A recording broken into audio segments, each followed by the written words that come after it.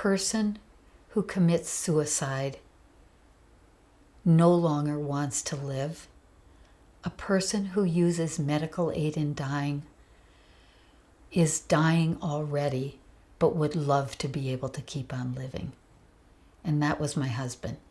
My husband died 4 years ago of pancreatic cancer, and he had between 2 and 3 months of just unremitting pain, and especially the last month where he had pain that could not be controlled despite really wonderful care from hospice and palliative care and excellent doctors and nurses. And I don't think that anybody should have to suffer through that. I think that we ought to be able to go peacefully at the end of our lives. Stopping eating and drinking was the only thing Dave found that he could do to ease his suffering.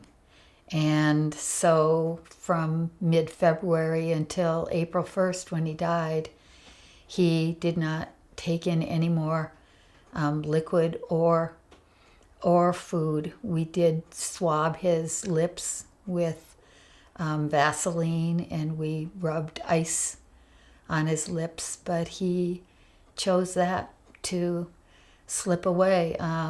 At the end, the last maybe 4 days, Dave was very, often went into end of life. I think it was delirium, it was called. He often didn't know where he was, cried out, still he had moments of lucidity, but he was often thrashing and calling out. There's a couple of ways that I think my husband's life would have been different if he had had medical aid in dying.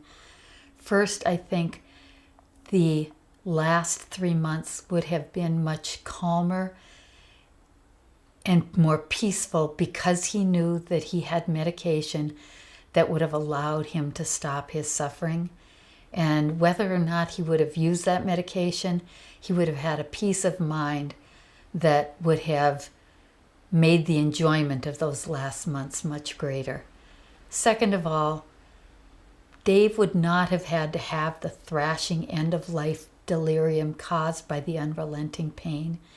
He could have reached a point where the pain was just manageable enough that he could have gathered those around him with joy and food and love and music and had a farewell gathering and said goodbye and slipped away quietly